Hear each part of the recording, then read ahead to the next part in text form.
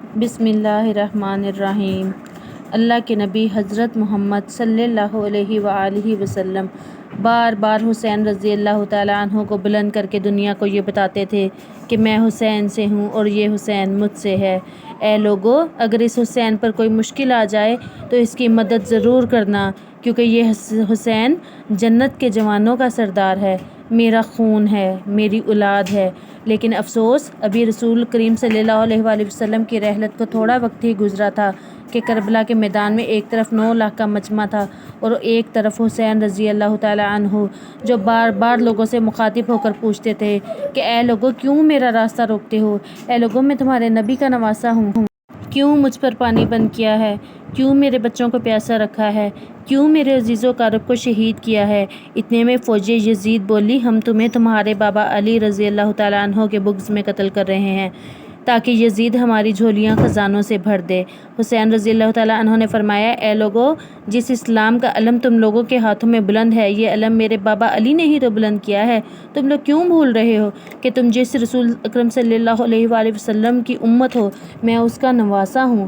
وہ علی جس کی پوری زندگی اسلام کی راہ میں وقف تھی، جس نے اسلام کو پھیلانے میں اپنی پوری زندگی لگا دی ہو، آج اس علی کو یہ صلہ دے رہے ہو؟ اے لوگو، بتاؤ، میرے نانا رسول اکرم صلی اللہ علیہ وآلہ وسلم نے بار بار تم لوگوں کو علی کا ہاتھ بلند کر کے یہ نہیں کہا تھا، جہاں حق ہوگا وہاں علی ہوگا، جہاں علی ہوگا وہاں حق ہوگا؟ اور آج اس علی کی اولاد کو یہ صلہ دے رہے ہو؟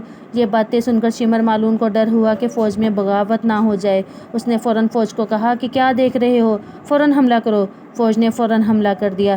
ایک طرف لاکھوں کا لشکر اور ایک طرف 3 دن سے بھوکا پیاسا حسین رضی اللہ تعالیٰ عنہ۔ ایسا منظر پہلے کبھی کسی نے نہ دیکھا ہوگا۔ ایک حسین کے مقابلے میں لاکھوں کی تعداد میں لوگ تھے۔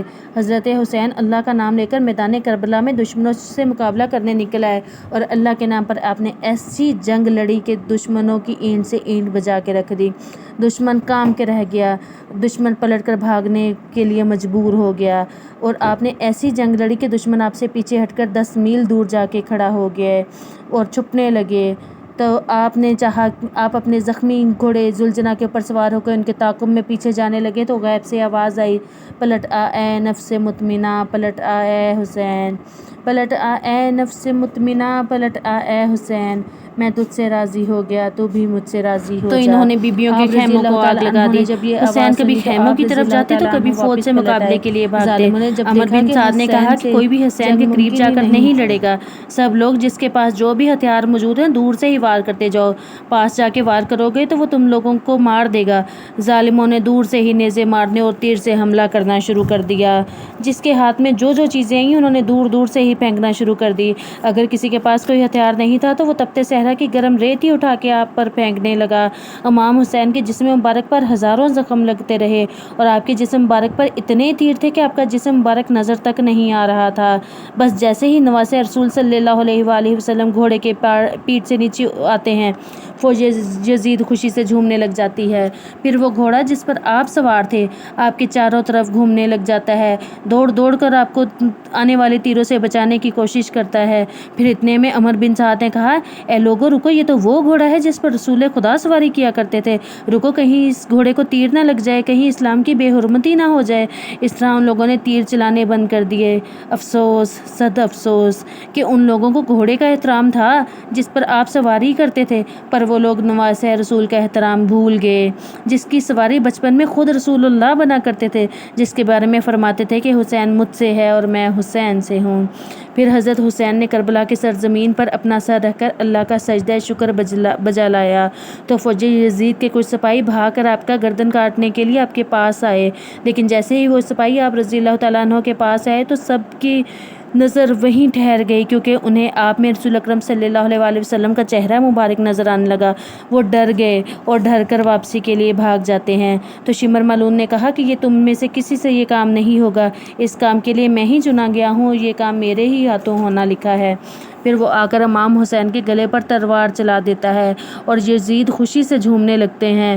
امام حسین کو شہید کر دیا جاتا ہے۔ سجدے کی حالت میں جب شمر امام حسین کے پاس آیا تو امام حسین کے لب ہلتے دیکھ کر شمر کو لگا کہ شاید حسین ہمیں بددعا دے رہا ہے۔ جب اس نے کان لگا کر سنا تو حسین اللہ کا شکر ادا کر رہا تھا کہ اے اللہ تیرا شکر ہے کہ تو نے مجھے اس عظیم کام کے لیے مجھے حسین کو چنا۔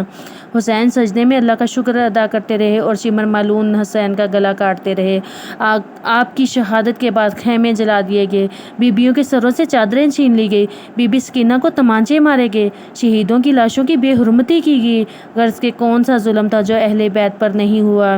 تمام مسلمان بیبیاں جو باقی رہ گئی تھیں ان کو قید کر لیا گیا اور شام کی طرف یزید کے دربار میں لے جایا گیا۔ 4 سال کی سکینہ کو جب اس کے بابا کا کٹا ہوا سر دکھایا گیا تو بی بی سکینہ اتنا روئی کہ اپنے خالق حقیقی سے جا ملی۔ واللہ کبھی دیکھا ہے کہ 4 سال کی بچی اپنے بابا کی لاش پہ روتے روتے مر گئی ہو۔ بی بی سکینہ نے شہادت پائی۔ حضرت حسین نے اپنا تمام گھرانہ اللہ کی راہ میں قربان کر دیا اور اللہ سے دعا ہے کہ جس طرح حسین نے اپنا تمام گھرانہ اللہ کی راہ میں قربان کر دیا، ہمیں اسی قدر حسین کے گھر سے، حضرت حسین سے، نبی کی آل پاک سے محبت کی توفیق فرما دے۔ اے میرے رب ہمارے گناہ بخش دے، ہمیں معاف فرما دے، ہمیں اسلام کا بول بالا کرنے والا بنا دے، ہمیں اسلام کے راستے میں حق کے راستے پر چلنے والا بنا دے، ہمیں باطل کو باطل کہنے والا بنا دے۔ میرے مولا ہمارے گناہ معاف فرما دے، آمین ثم آمین۔